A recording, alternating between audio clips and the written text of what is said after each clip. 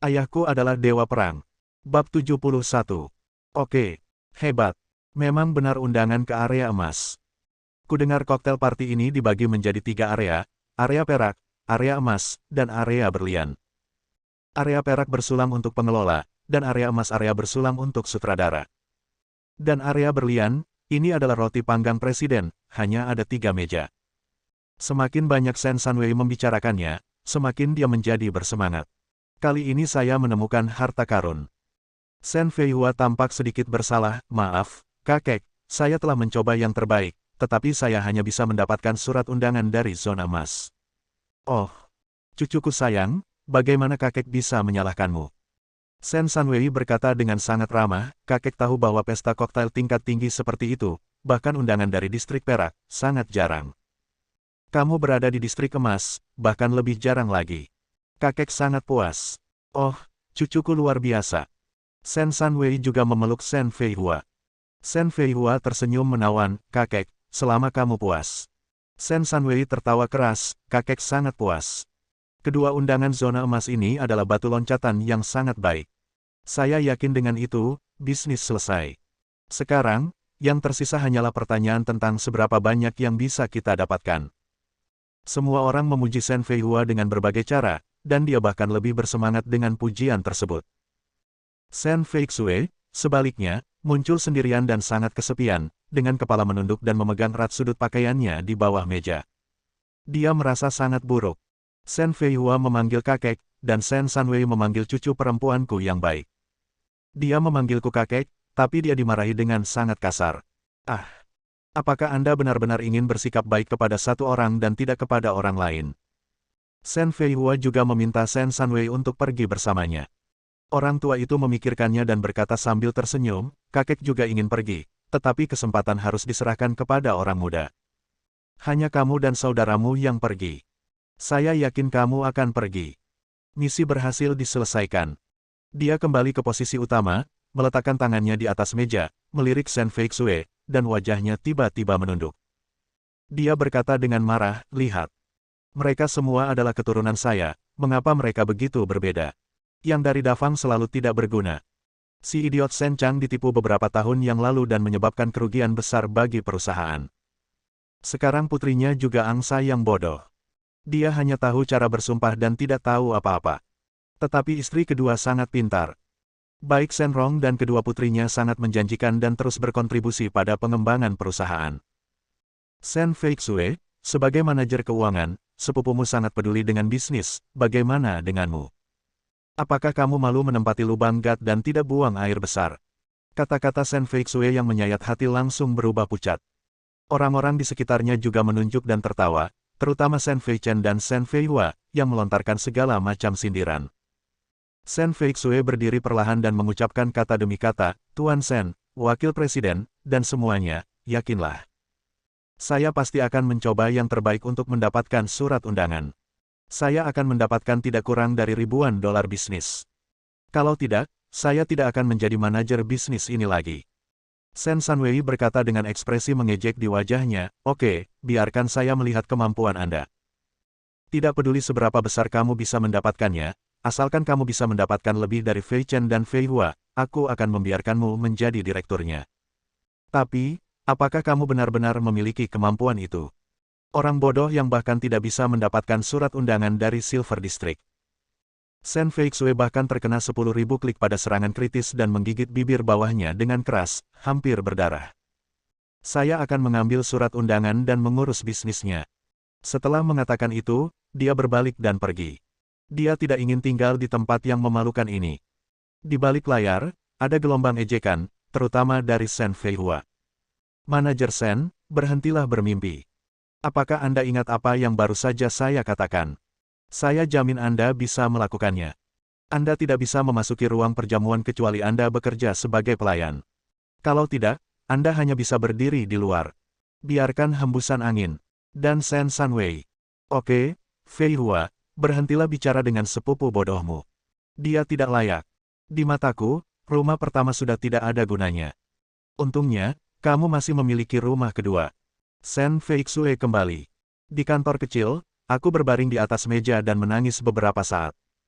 Setelah melampiaskan emosiku, aku berdiri dan memikirkan apa yang harus kulakukan. Tentu saja dia mengetahui bahwa Qi Kunlun dari keluarga Qi lah yang membeli Tianzuan, dan dia merasa luar biasa.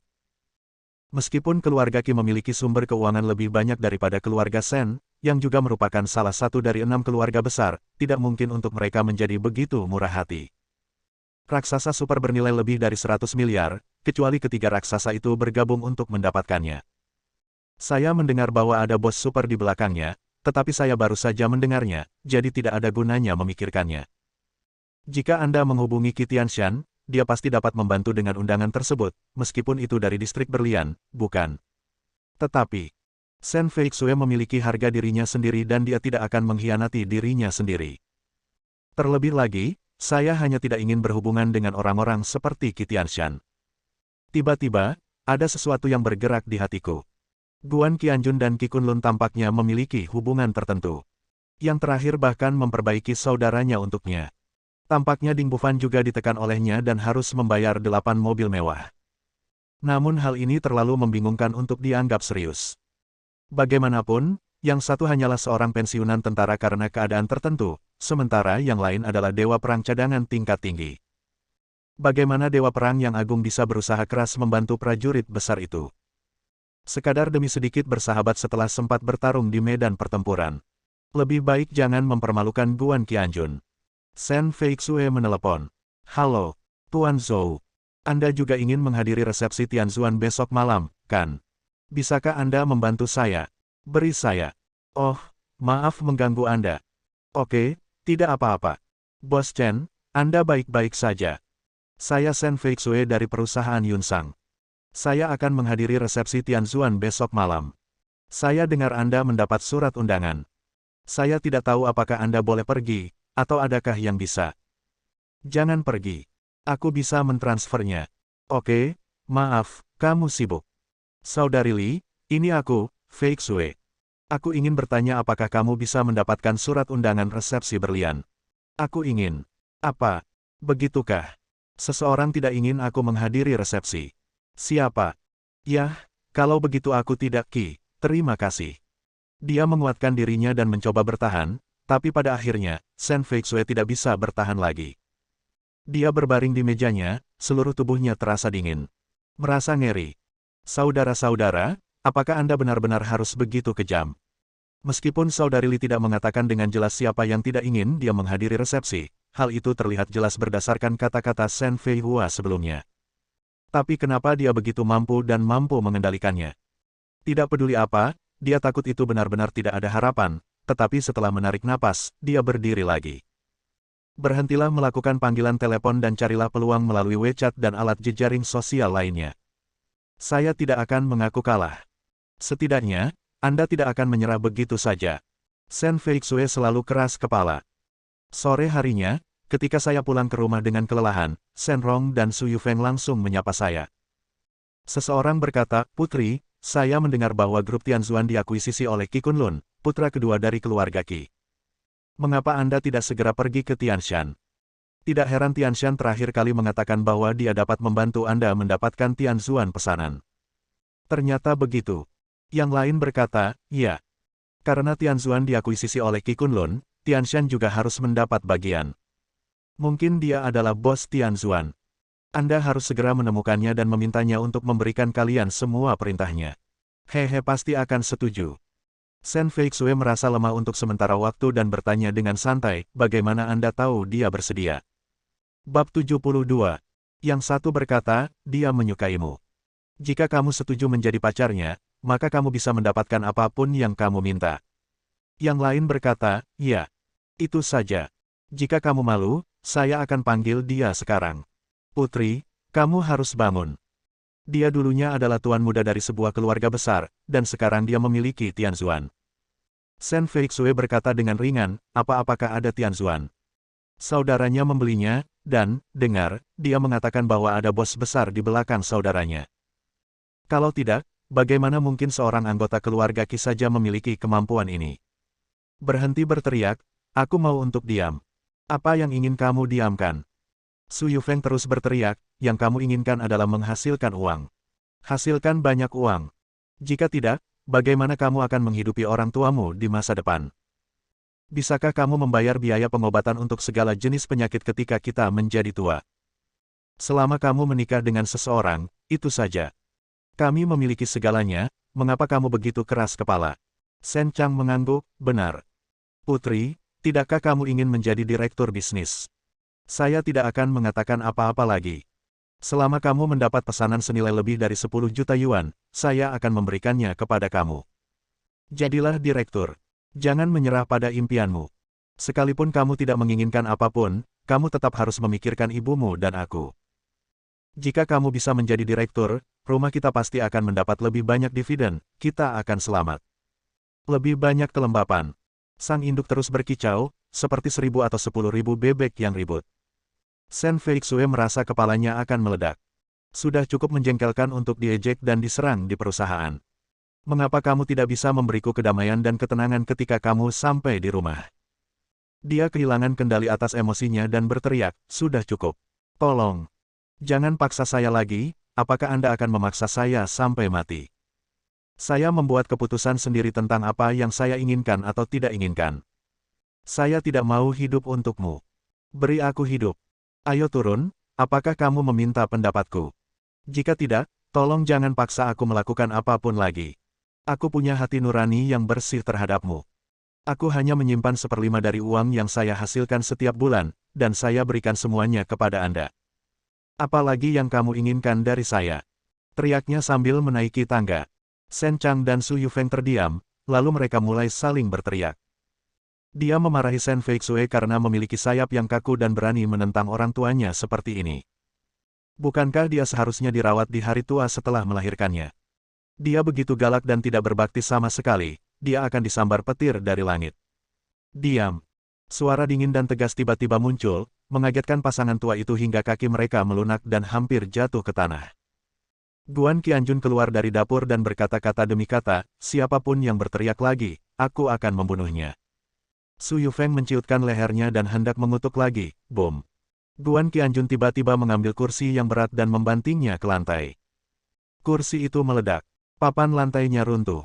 Tiba-tiba pasangan tua itu tidak berani berbicara lagi, mereka ketakutan setengah mati. Sen Feixue, yang sudah bergegas ke lantai 2, berbalik dan tiba-tiba merasakan kehangatan yang tak bisa dijelaskan. Saya hanya merasa sedikit tertekan dengan kursi dan lantai. Dia bergegas ke kamar. Tidak lama kemudian, pintu terbuka dan Guan Qianjun masuk. Dia membawa semangkuk sup ayam dengan baby kubis dan nasi.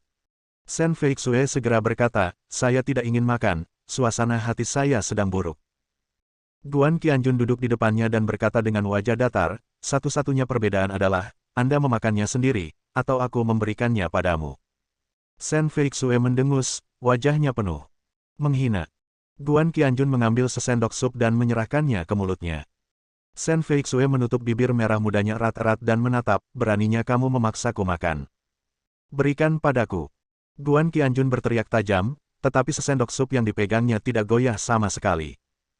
Di sisi lain, Sen Feixue gemetar, wajahnya menjadi pucat, dan matanya semakin melebar, tetapi dia menjadi sedih dan tidak percaya. Kamu berani kejam padaku. Aku kurang beruntung, dan kamu masih kejam padaku. Ini bukan hanya distorsi sifat manusia, tapi juga hilangnya moral. Untuk beberapa alasan, Sen Feixue merasa seperti dia bertingkah seperti anak manja ketika dia mengatakan ini. Guan Qianjun tidak berkata apa-apa dan hanya menatapnya. Matanya sangat tajam, seolah ingin membunuh seseorang. Sen Feixue menciutkan lehernya karena ketakutan. Dia belum pernah melihat tatapan matanya yang begitu tajam. Bukankah hanya untuk memberi makan orang, kenapa dia begitu kejam? Sen Feixue memutuskan bahwa gadis yang baik tidak akan langsung menderita kerugian, dia akan makan dulu dan kemudian membicarakannya. Hanya ketika dia kenyang dia bisa memiliki kekuatan untuk berdebat dengannya. Dia membuka mulut kecilnya. Semakin banyak dia makan, semakin enak rasanya, meski hanya kubis bayi sederhana yang direndam dalam sup ayam dan nasi putih, rasanya sangat menggugah selera. Apalagi Guan Qianjun lah yang selalu memberinya makan. Ini adalah perasaan yang membuat jantung berdebar-debar. Keluhan dan kesedihan yang sangat besar seakan terhapuskan dengan nikmatnya sop ayam dengan baby kol dan nasi ini. Lalu dia berkata, bawakan aku semangkuk sup ayam lagi dengan sayuran bayi. Enak sekali. Aku tidak mau nasinya. Aku ingin menurunkan berat badan. Namun Guan Qianjun tidak hanya menyajikan sup ayam dengan baby kubis, tapi juga semangkuk nasi putih harum. Tanpa disadari, Shen Feixue juga memakan semuanya. Dia menyentuh perutnya dengan tidak percaya, apakah saya minum 2 mangkuk sup ayam dan 2 mangkuk nasi? Ya Tuhan, saya hanya bisa menghibur diri sendiri. Hanya ketika perut saya kenyang barulah saya memiliki kekuatan untuk menurunkan berat badan. Penampilan menawan membuat Guan Qianjun tertawa terbahak-bahak. Dia berkata, jangan khawatir, perahu akan lurus ketika mencapai jembatan. Jangan khawatir, surat undangannya akan ada di sana. Shen Feixue menghela nafas, terima kasih telah menghibur saya. Meskipun Anda tidak bisa bantu saya mendapatkan surat undangan, kenyamanan juga merupakan semacam kekuatan. Guan Qianjun sedikit mengernyit, bagaimana Anda tahu saya tidak melakukannya? Shen Feixue berkata, saya tahu Anda ingin mengatakan bahwa Anda memiliki hubungan dengan Qi Kunlun dan bisa mendapatkan surat undangan melalui dia. Sekarang aku percaya beberapa kemampuanmu. Mungkin, Anda telah melakukan beberapa perbuatan baik di medan perang, jadi Qi Kunlun bersedia membantu Anda karena ini, tetapi bantuannya akan sangat besar. Sudah habis, jadi kamu harus menyimpannya untuk keadaan darurat. Aku bisa menangani masalah ini. Jangan bilang padanya. Kamu harus memikirkan dirimu sendiri. Terakhir kali aku mendapat 8 mobil mewah, itu cukup menakutkan. Ngomong-ngomong, aku tidak akan mengendarai mobil ini sepenuhnya, jadi lebih baik aku menjualnya. Kamu bisa mendapatkan modal dan memulai bisnis. Dia tidak hanya berbicara dengan tulus, tetapi dia juga membuat rencana untuk Guan Qianjun. Lao Guan tidak pernah berpikir bahwa Shen Feixue akan memiliki pemikiran seperti itu. Dia tersenyum ringan dan tanpa menjelaskan, berdiri, mengulurkan tangannya dan menepuk-nepuk kaki panjangnya. Tanpa mengucapkan sepatah kata pun, dia meletakkan piring dan berjalan keluar. Saat ini, Shen Feixue melepas sepatunya dan duduk bersila di sofa dengan kaki putih telanjang. Dia juga mengenakan rok yang pendek. Sebelumnya, kedua kakinya yang panjang selalu dipajang. Ini membuatnya merasa sedikit luar biasa ketika memikirkannya. Apa aku begitu santai menghadapi Guan Qianjun sekarang? Ups. Sepertinya kakinya tidak dijepit cukup erat sekarang, entahlah. Dia merasakan jantungnya berdebar kencang dan telinganya terasa panas. Saat dia menundukkan kepalanya dan melihat ke bawah, ada bekas tamparan samar di tubuhnya. Kakinya empuk seperti tahu, lebar dan tebal. Itu juga mengirimkan semburan panas, membuat jantungnya berdebar semakin panik. Pintu terbuka lagi, Shen Feixue mengira Guan Qianjun yang membalas. Jadi dia segera menyatukan kedua kakinya yang panjang dan meluruskan tubuh bagian atas, memamerkan kelangsingan dan panasnya. Kemudian dia sedikit kecewa. Yang masuk adalah Qian. Dengan senyuman misterius di wajah kecilnya, bayi kecil yang lucu itu dengan kikuk naik ke sofa dan duduk di pelukan Shen Feixue. Kemudian, dia memasang tampilan yang membuat Shen Feixue sedikit menyeramkan. Ada yang salah. Apakah Anda ingin memberitahu saya sesuatu yang penting? Bersambung.